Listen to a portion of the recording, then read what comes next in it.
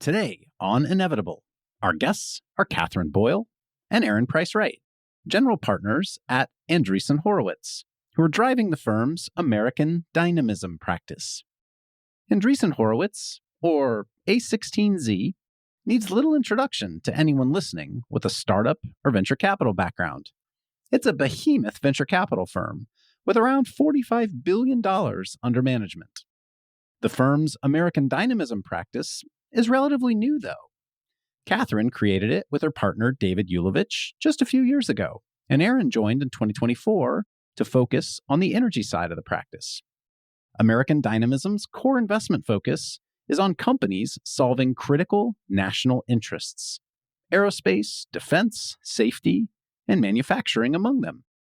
The firm has increasingly leaned in on energy and industrials, and I was interested to hear from Catherine and Aaron about what they look for and why they believe an innovation renaissance is happening in these sectors. From MCJ, I'm Cody Sims, and this is Inevitable. Climate change is inevitable. It's already here. But so are the solutions shaping our future. Join us every week to learn from experts and entrepreneurs about the transition of energy and industry. Catherine, Aaron, welcome to the show. So good to be here. Thanks for having us. Thanks for having us. I've been looking forward to this conversation because you guys have created this brand around your thesis. The American Dynamism thesis has turned into this word. It's almost movement defining to some extent. And I am really curious to hear, the origins of how you created this thesis, and then how it's flowing into the work that we do and that our listeners care a lot about, which is our energy ecosystems and the future of how we are building the industrial future that we need and building the compute infrastructure that we need, all of which comes together around the nexus of energy. So that's the context here. Maybe start with, just for a level setting for folks who obviously probably heard of Andreessen Horowitz, but don't quite know exactly how the firm is set up. Just a bit of an overview on a16z, and then we'll dive into American Dynamism. Sure. So Andreessen Horowitz, we're now in our 16th year. So still young, but we've grown tremendously over the last 16 years. Teenagers. Yes, exactly. That's a good way to put it. Still very much iterating. But we started out as what I would say is as reaction to the venture capital experience that Mark and Bed had. Our co-founders said they wanted to build something that was different than their experience of just having a board member sit on their board, give 5 pieces of advice, and then never really do anything for them again. They wanted to build out the best operating teams in the world to make sure that founders who were building a company for the first time could leverage the network of, say, someone in their network had built over 25, 30 years. And I'd say what's incredible about Andreessen Horowitz, I've now been here 3.5 years, is that it is constantly evolving. I always say it is a culture of yes, it feels like a startup. You have a great idea. Mark and Ben and the team very much feel like, yes, try it. And if it doesn't work, we'll, as Mark says, bury it outside behind the shed. But if it works, we'll celebrate it.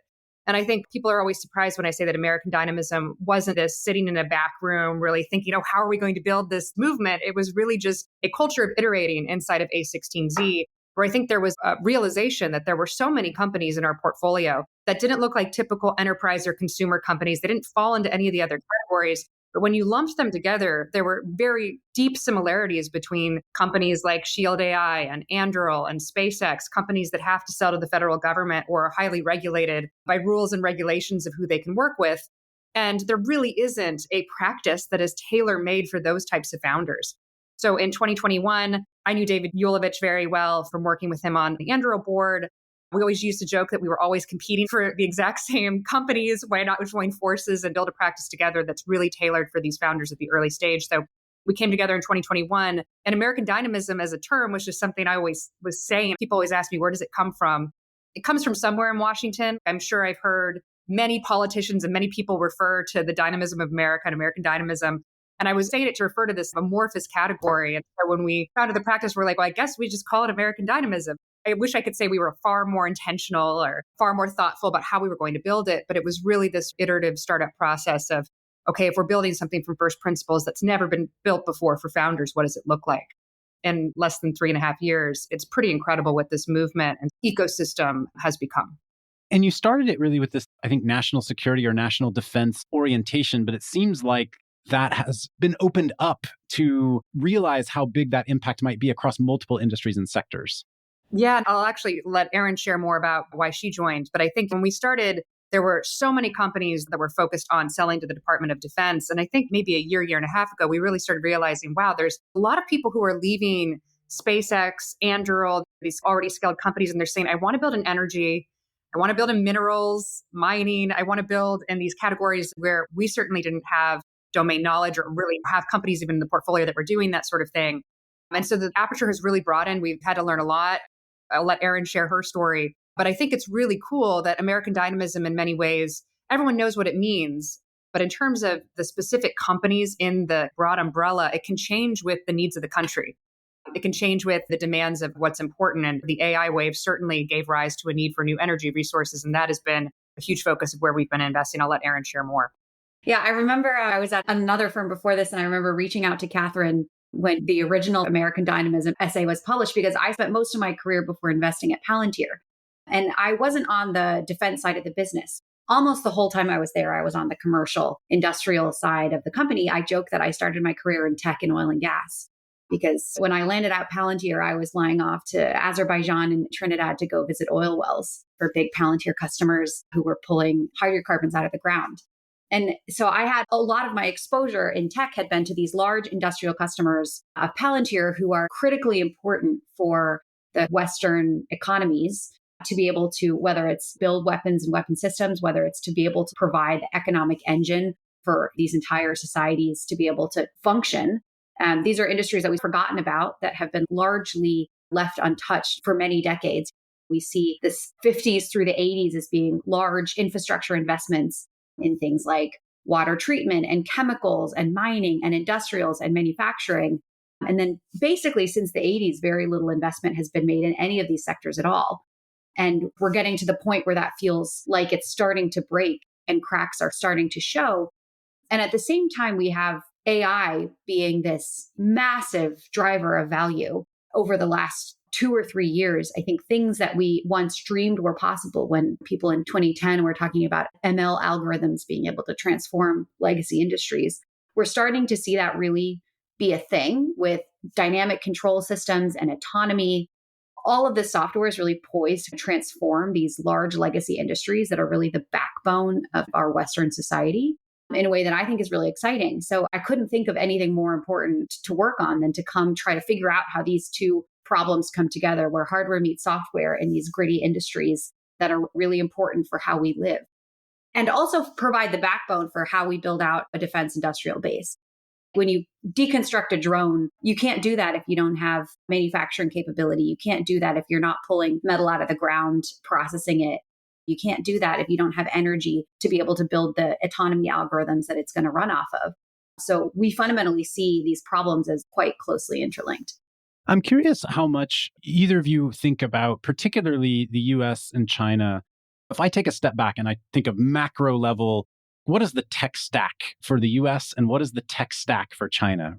The US tech stack historically, I would say, is oil and gas, it's defense, and it's AI chips or chips in general, microprocessors, high capacity compute. That's what makes the US potentially the greatest economic engine in the world. And China, I think, has a different tech stack. China is one of the world's leaders in solar. They're one of the world's leaders in lithium-ion batteries and storage. And they're clearly emerging as one of the world leaders in EVs. And I'm interested to hear, as you think about American dynamism, how much of the goal is maintaining what's great about the American tech stack today, and how much of it is trying to win some of these markets that China already has a pretty clear lead in. I love that framing. I haven't actually thought of it that way. And I actually think I take a little bit of a different view of where I think China is excelling and where America has been lagging for the last several decades, and what we really do have to beef up ourselves. I was just on the border of Ukraine, and one of the things that was very interesting to me, I was with operators on the ground with USG, was learning that China is the main supplier of both sides of that conflict. Yes, we've given lots of money and weapons to Ukraine, but when they're building things in the trenches, they're ordering things from China in the same way to build themselves, as the Russians are dependent heavily on Chinese manufacturing for that conflict as well. And so when you look at that conflict in terms of production, You can look at it as the Ukrainians have had to really build up their production capacity. The Russians have clearly built up their production capacity, which they didn't have before the conflict began. And China has beefed it up dramatically for both sides of that conflict. And when you look at the US, our production is lagging, and it has been lagging not only in defense manufacturing, but in manufacturing across the board. And I think the thing that is now very apparent is that you can't have a broad-based manufacturing system without having broad-based defense manufacturing system. Those things are very much linked. And that when you look at any sort of conflict of the future, what is going to be the huge difference between China and the US? It's that China can produce at rapid pace and the US just can't. And that is something that even going back to Chris Brose's book, The Kill Chain, which came out in, I think, 2019, looking back at 2016, 2017, every war game between the US and China, the US lost. And the reason was because of the lack of production. And so when I think of where is our tech stack actually very much lagging and where do we have to beef it up, it's manufacturing, it's production, it's being able to vertically integrate to produce quickly, it's innovating on manufacturing processes that we haven't innovated on in the last 70 years. And I think that's where a lot of our companies are focused is how do you produce in mass for a lot of different categories? Again, not just for defense, but for things like energy, for things like housing. How do you produce quickly and in mass to create a broad-based manufacturing economy, which we do not have? And I think that there's a misunderstanding by a lot of folks in the United States that Chinese manufacturing capacity, whether it's in energy or defense or what have you, or consumer goods, is just a whole bunch of cheap labor. It's like sweatshops. We think of the 90s scandals with Nike and you have child labor locked in a room. But if you actually go visit a factory in China, let's say it's a brand new factory, day one, there might be 500 people on the factory floor. If you go back 50 or 100 days later, there might be 5 people on the floor. It might be a lights out factory operating 24 hours a day with very minimum human labor and relying really heavily on automation. And I think that's something China has done really well, is to lean into manufacturing automation across the broader industrial base. And I think that that's something that we really should learn from and understand that we're not actually competing. We're not talking about how do we bring cheap labor industries back to the United States. We're talking about how do we use technology to innovate how we do everything from producing energy capacity to producing drones. That is such a good point. And for anyone who has not visited Shenzhen, go. Don't bring your cell phone. It's incredible. Yeah, get a VPN, but go visit. I'm interested to hear what you both think of as the role of government in all this. In China, clearly government just moves mountains and makes things happen. In the US, a lot of original Silicon Valley and a lot of that manufacturing base that you talked about was really post-World War II government projects, big government money, DoD, grants and spending. But today it feels like the innovation that's happening is all in the private market in the US. It's being driven heavily by, you mentioned SpaceX, companies that are redefining manufacturing. I would guess you have a thesis on this, given what your role is in our global economy today, but curious to hear your thoughts there. In fact, it's something we debate a lot. So it's a good question. The United States is never going to be able to implement industrial policy in the same way that China does. We have elections every 4 years. We have a two-party system. We have a democracy. If one government implements something, there's a pretty high risk that the next administration is going to somehow unwind it. So we have to do things a little bit differently. That said, I think the thesis of our fund is that there is a role for government in this and in technological innovation, full stop. And we put a lot of resources and thought behind that. I'll let Catherine maybe share more. I also think it's almost impossible to compete with the private sector of the United States of America. Silicon Valley is the most dynamic place in the world. If you are an ambitious person, you are motivated by a system that involves equity, that involves taking high risk, that involves working on the latest cutting edge projects, and a capital base that is willing to fund that. No other country has that, where there's this much risk capital and appetite for high risk projects. I mean, look at all of the AI research labs that can now get capital from the private sector and move even faster than they could if they were at a big company or if they were at a university. That was not the case, by the way, in the 70s and the 80s, where if you were really interested in computers, you had to be at a major lab or you had to be at one of the 4 universities that had the capacity to actually have a computer. So much has changed, I think, in the last 45 years that we haven't even realized, okay, what we did in the 1940s out of necessity, there was no competition and there was state capacity to do big things. We've transferred that to the private sector and it's happened slowly, but it's also been an extraordinary benefit for innovation in this country that we've reaped the rewards of uniquely. Now, I love looking at that chart that shows in 2000, if you looked at the largest companies in the world, I think 6 of 10 were in the US, but they were pharmaceutical companies or they were energy companies, oil and gas companies. Now, if you look at that chart 25 years later, it's 8 of 10, and they are all tech companies. And the only other one in the US is Berkshire Hathaway. And how big is their position in Apple? Technology is the story of the 21st century. And that has all been created by this incredible dynamic capitalist ecosystem, mostly based in California and in Silicon Valley. And we have to use that for state good. And the role of the government, I think, here is to make sure that that system of private capital and innovation can flourish. So it's how do they get out of the way versus heavy-handedly try to control the direction that it moves. I'm so glad you brought up the rise of software tech and its incredible role in transforming the global economy, because I do think one thing that gets lost in this American dynamism conversation, which is all about how do we restore manufacturing promise to America.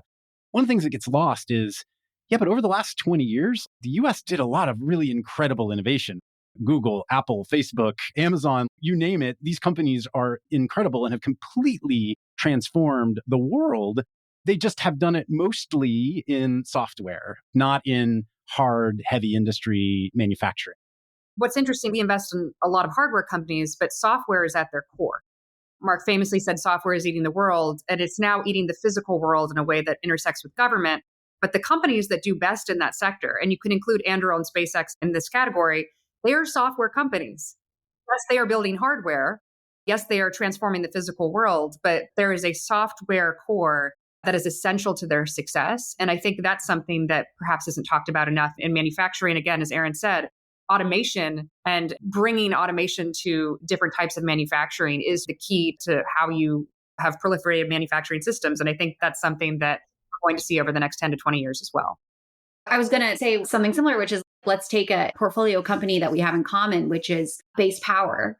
This is decentralized grid scale battery storage, starting by selling to residential properties who want home battery backup and cheaper power.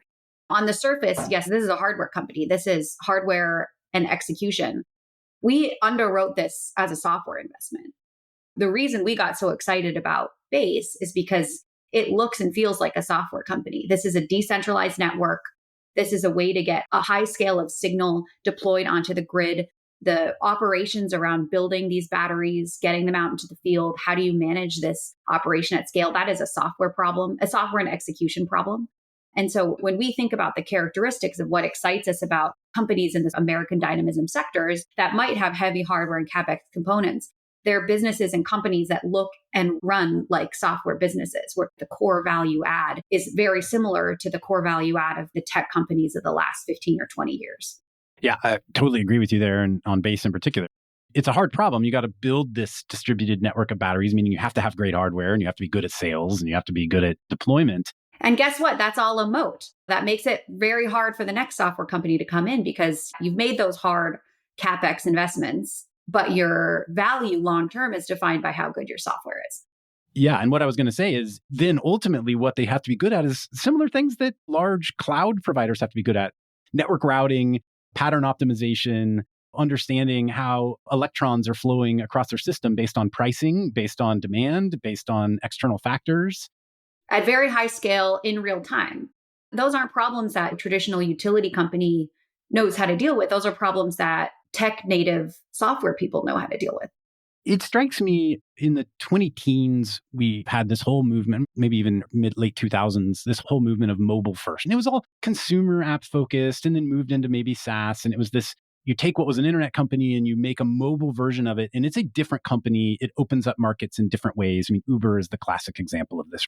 And I think we're entering a new phase right now of what I would almost call AI first companies, which may be building real world things, but they come at the problem with AI in their guts and in their core and knowing how to leverage the latest technologies in a way that incumbents just cannot do. How much does that drive the kinds of things you're going after? Well, it's something that we talk and think a lot about internally. And one of the debates we have is this a problem where you should be selling software, AI-based software to the incumbents who are working on this because they already have the footprint in the distribution? Or is this the type of problem that you really need to rethink from the ground up with AI at every single individual piece of the puzzle? And is this something that you really have to build as a vertical solution from scratch? And there are a lot of industries we see where on the surface, you squint and you look at them and you're like, is this really a VC industry? So mining, for example, is this really an industry where VC should be playing? But if you start stacking up all of the challenges of building a mining company and you think about adding margin at every single piece of the value chain, such that maybe a year ago, it wasn't a project that was economically viable to do in the United States, but you insert AI in 50 different points of that process, and suddenly you make a business that's efficient enough to run in the United States, then it makes sense. That's a place where we think really building that kind of a verticalized business from the ground up makes more sense than maybe selling AI software into an existing incumbent. Andreessen Horowitz broadly will certainly invest in enterprise SaaS software AI companies. Does the American Dynamism thesis do that? If you go after a space and you think, oh, actually, this space is going to be better for a pure play software company to go sell as an enterprise business, is that out of your American Dynamism thesis? No, absolutely. We love software businesses. Okay. When we find a pure software business that we think will work, it's good news for the fund.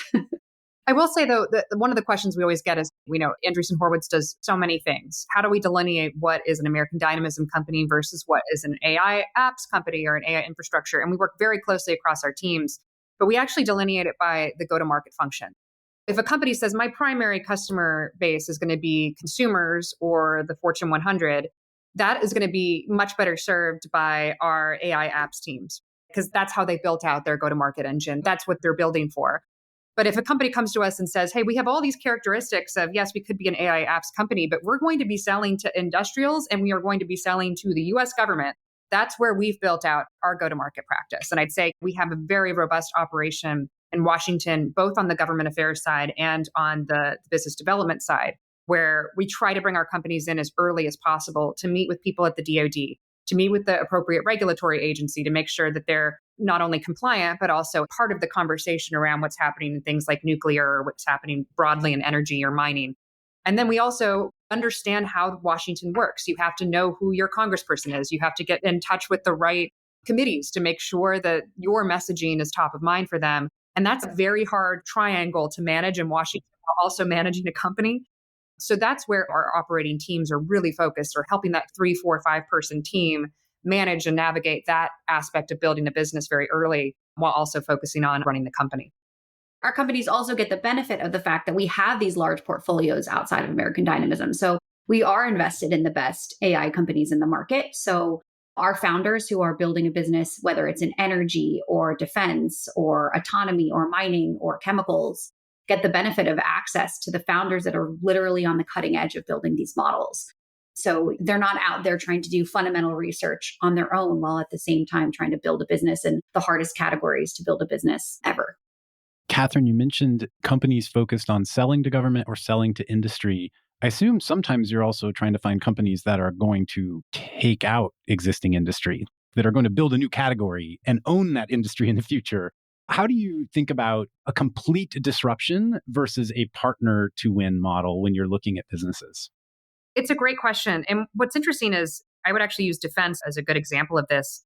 The early defense companies in our portfolio, things like Shield AI and Anduril, they had no options to really partner with primes. It was almost like the big guys didn't even care that they were building. It was like, no, you guys are in startup land and that doesn't matter. You guys are cute. There was sort of a, how would we even partner? We don't know how to do that. And so those companies really focused on, how do I prime on the contract?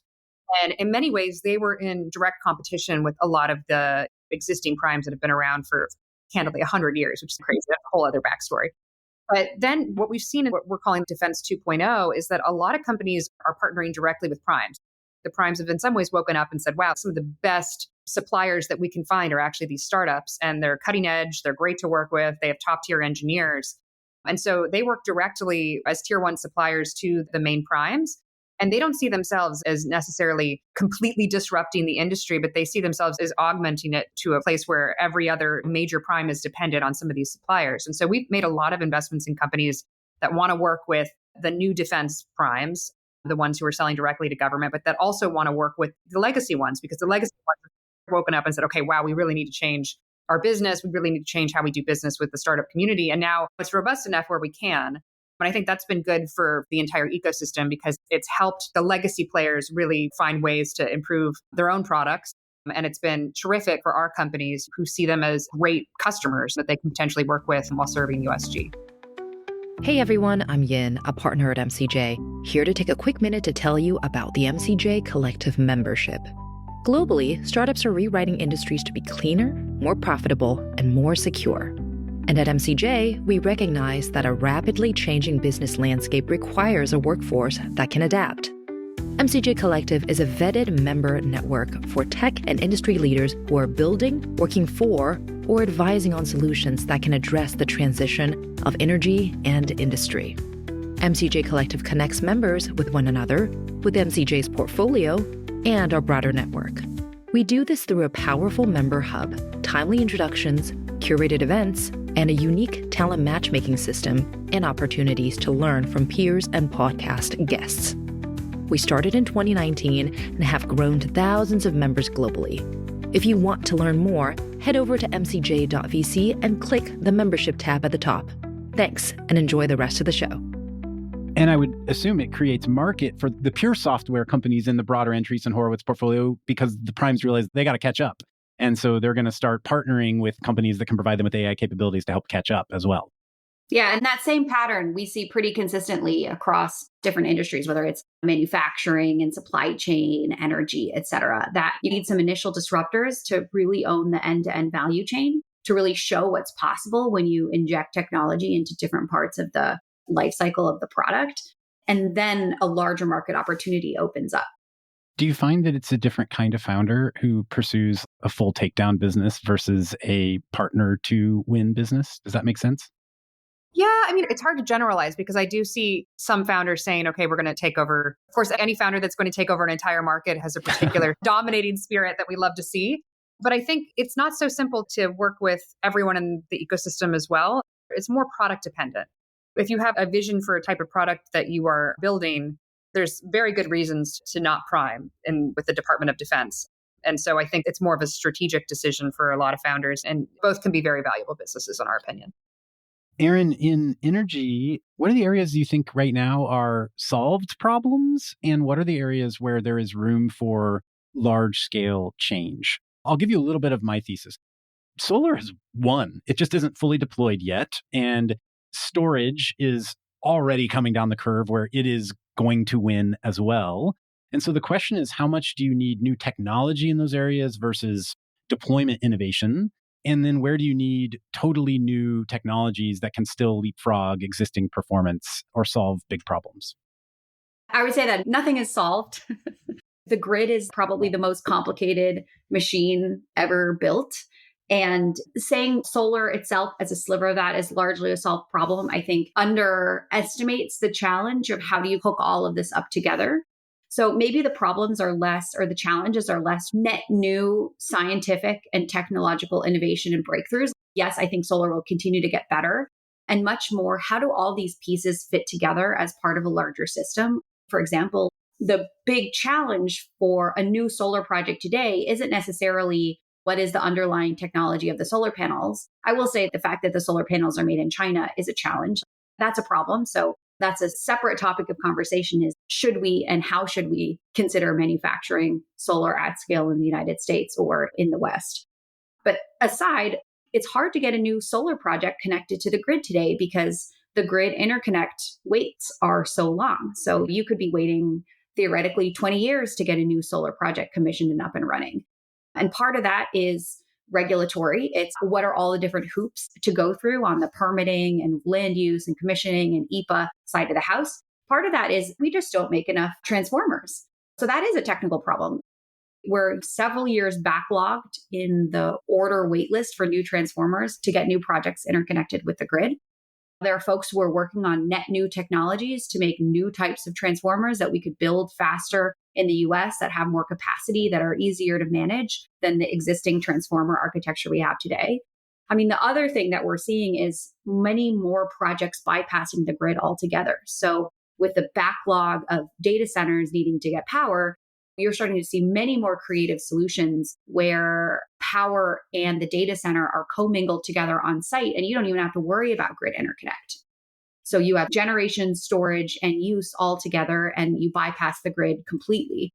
And then you have things like base power, which we talked about, which are much more a grid level distributed storage. So I think it's less about the individual technologies and more just how do all these things fit together at scale? How do we move faster to get more power onto the grid, given that the individual sources of power, nuclear, solar, et cetera, for how we're going to get this energy abundance to power the next generation of growth, how do you get all of this online? How do you avoid investing in technologies, whether they be new generation technologies, new storage technologies?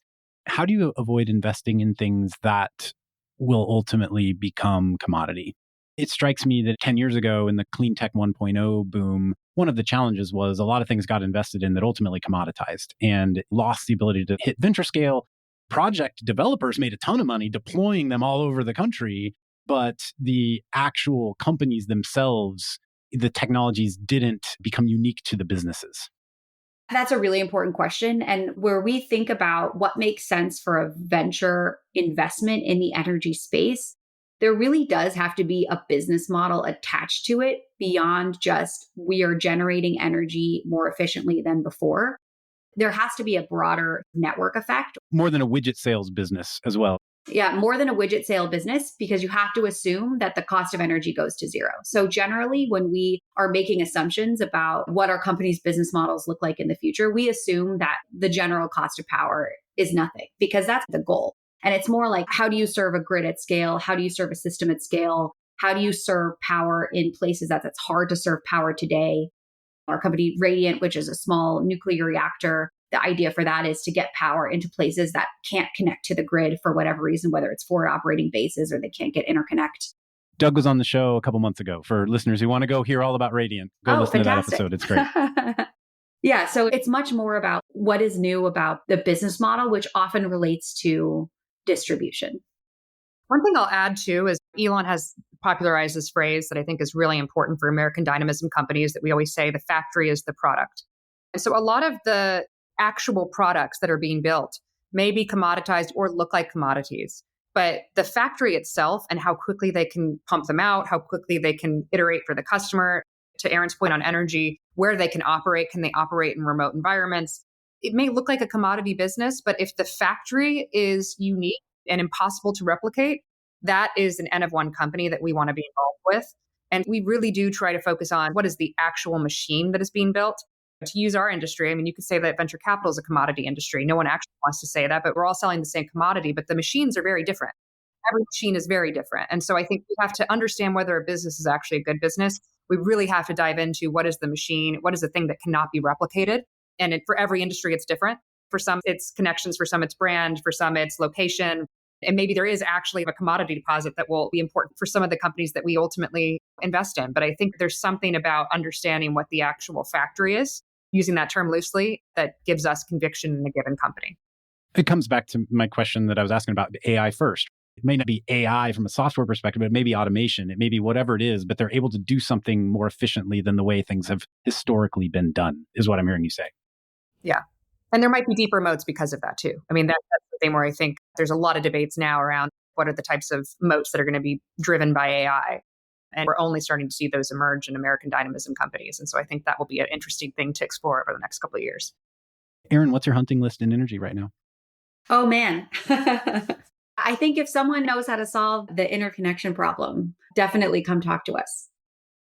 One thing that we've observed is the rise of a few really key tech ecosystems that seem like they live and breathe this American dynamism or new industrialism thesis, whatever you want to call it. To me, obviously, you have the Bay Area, and I think San Francisco and Palo Alto, San Jose have almost bifurcated into two different communities to some extent, but I would very much put both of them on that map. I would put El Segundo here in LA, where I live, very much on that map. I would put Austin, Texas, very much on that map right now because of everything going on in energy.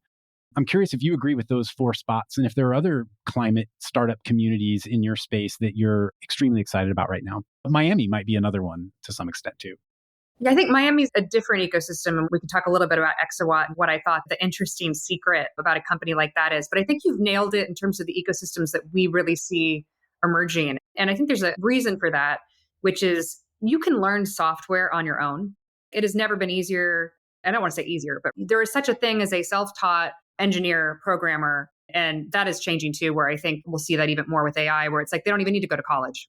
But still, you can go to any top tier engineering university in America and learn coding. And that's something where you see incredible talent from all over. That is not true of building a manufacturing company.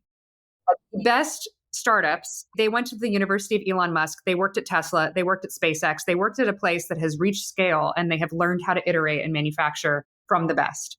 And there's maybe a handful of other one-offs that we could point to as people who've learned it, but there is something striking about the people who have really learned production come from those companies and they've learned how to iterate and they've learned how to build from that kind of heritage.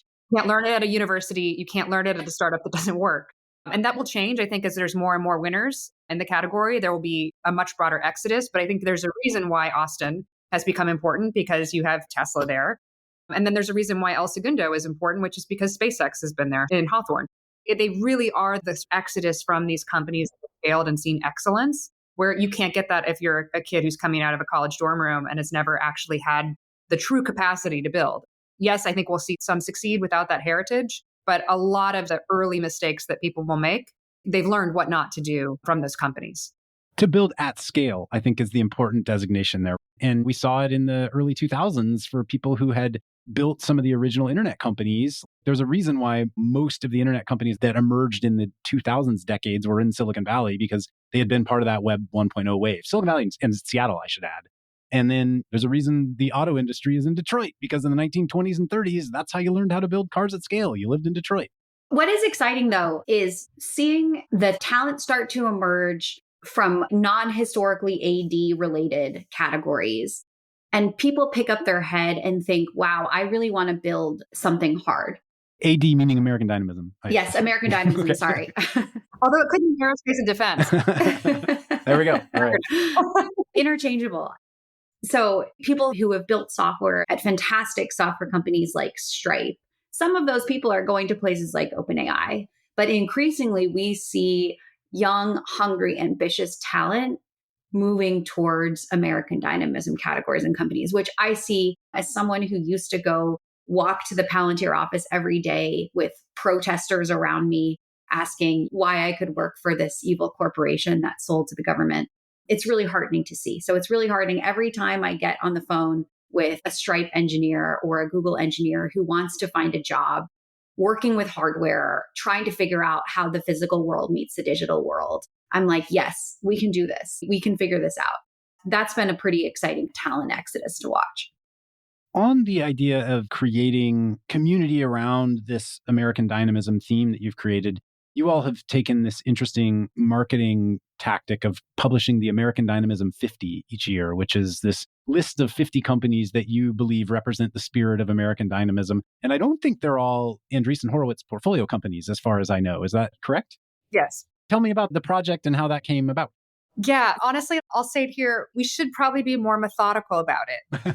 People love being on that list. People take the list seriously. So we're trying to be more methodical about it. But every year we have a theme. And so it's not necessarily the best companies in American Dynamism that year by valuation or by headcount or anything like that. Every year we have a theme of what is the big thing that is top of mind, mainly for people in Washington. So the second year, it was the intersection of the physical world and AI. This year, it was the fight of the future. So it was really focused on defense. It wasn't focused as much on companies. The thesis, for people who haven't read it for this year, was really dark. It was like, it's 2027, China has invaded Taiwan, semiconductor manufacturing shuts down. What happens? It's the scenario that the DoD is playing every day, which is how do we prepare for a war of mass in 2027, if that is indeed the year it would happen. So that was, here are the companies that are supporting it. But I think we try to capture the zeitgeist. And we try to get it as close to the zeitgeist as possible and try to include the breadth too, because I think one of the things that we build this list for our founders and for founders in the ecosystem, but we're also building it for people in Washington. So it really is meant to be this, here's what Silicon Valley and what this American Dynamism ecosystem are building this year. And here's just a flavor of the companies that you're going to see coming through your office telling you how they can support the DoD or the DOE or support the initiatives of people in Washington. And so it really has become this thing that I think a lot of lawmakers look forward to as well, because it gives them, here's the bleeding edge of what's happening, and it actually gives them a lot of hope. It's funny you said it's dark. I actually think they took this year as, wow, I didn't know there were 50 companies deeply about. You're right. The scenario is dark, but they're already thinking about it all day. So yours is more the optimistic side of it, which is we can do this. We can navigate it. And I love that you said capturing the zeitgeist, because I'm proud to say 4 of the 7 energy companies on this year's list have been on the pod. And 3 of the 7 energy companies are MCJ portfolio companies. So That's great. Love it. I'll take it. So riffing a little bit on this scenario where China invades Taiwan, et cetera, strikes me how important it is, if we're talking about American dynamism, for the U.S. to navigate the supply chain of lithium-ion batteries. We talk about the data center boom and this huge energy demand, and ultimately the way it's solved is by reusing the electrons that we already generate, which is through batteries. We've talked about Base Power being a mutual portfolio company. How are you thinking about resilience of that supply chain that can navigate a trade war or navigate tariffs or navigate a world where China decides to cut off the US in some way, shape, or form? It's a huge challenge because it affects both the broader American public living their life day to day and whether they have access to power and whether that power is cheap. It also affects if you were to take a drone and deconstruct it into its constituent parts. A battery is a huge component of that. And today, you really can't get batteries anywhere outside of Chinese companies. Or a cell phone. It's everywhere. It's everywhere. It's everywhere. And if you trace that back down to its roots, the vast majority of batteries in the world, I'd say over 99%, are manufactured by Chinese companies. Some of them are manufactured outside China. So Vietnam manufactures some batteries, all owned by Chinese companies.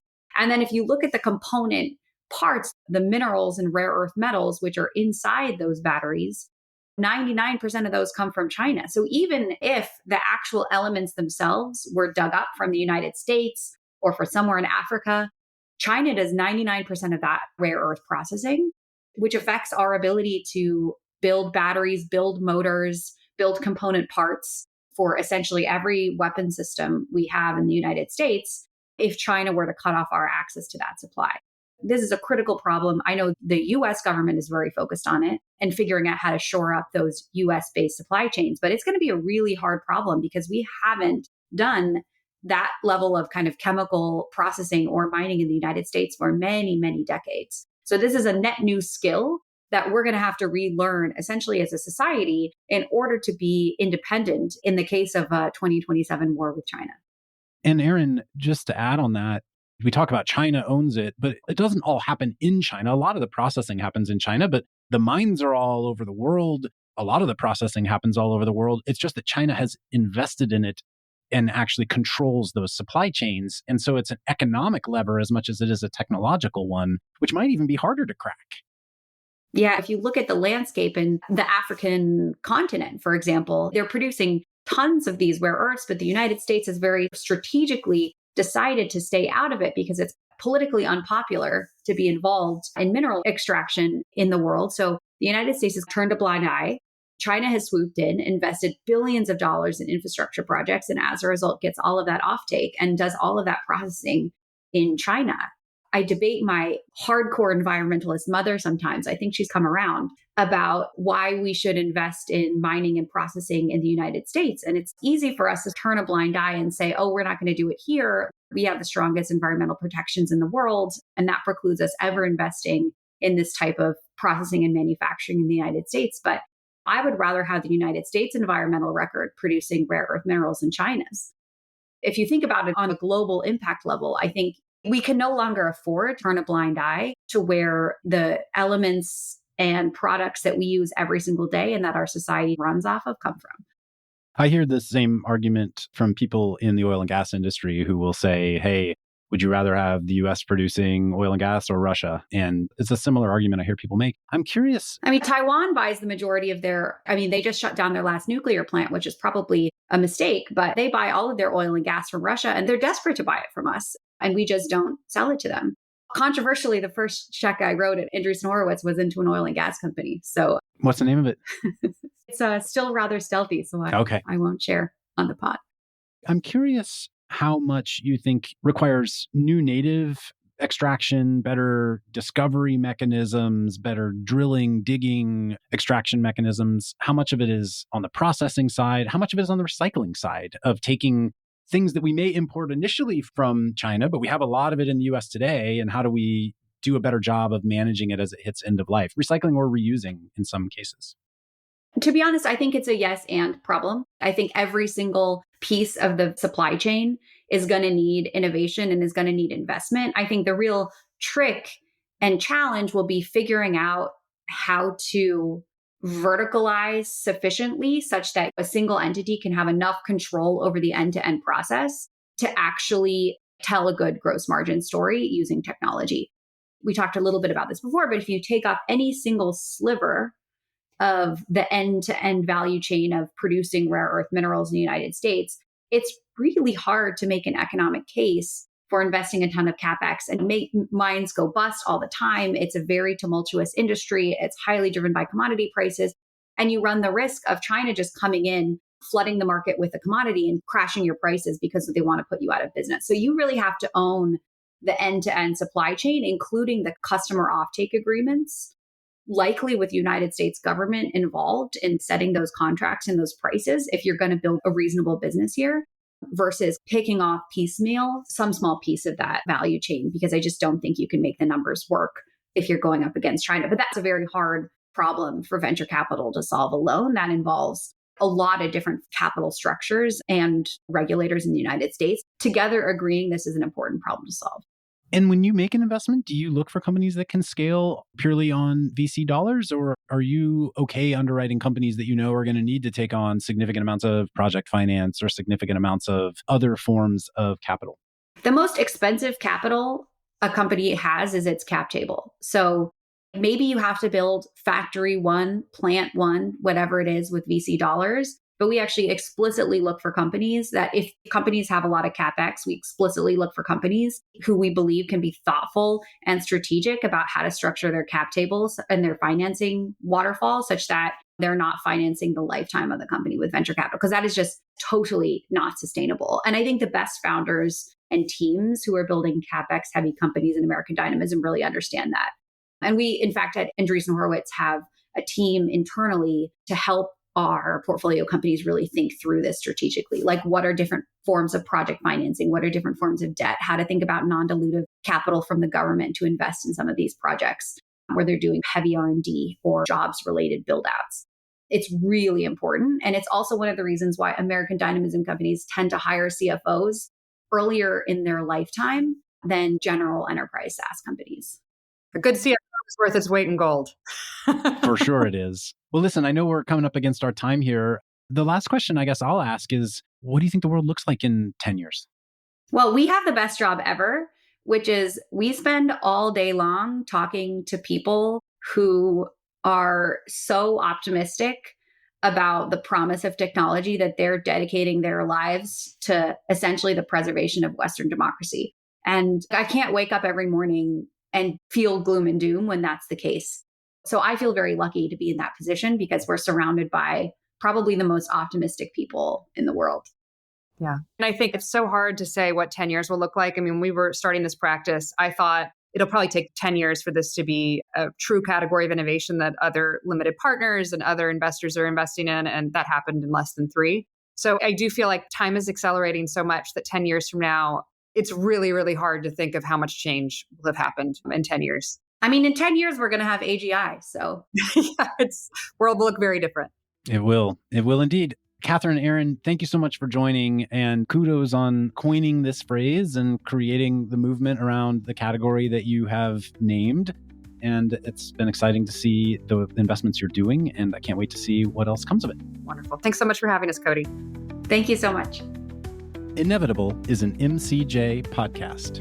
At MCJ, we back founders driving the transition of energy and industry and solving the inevitable impacts of climate change.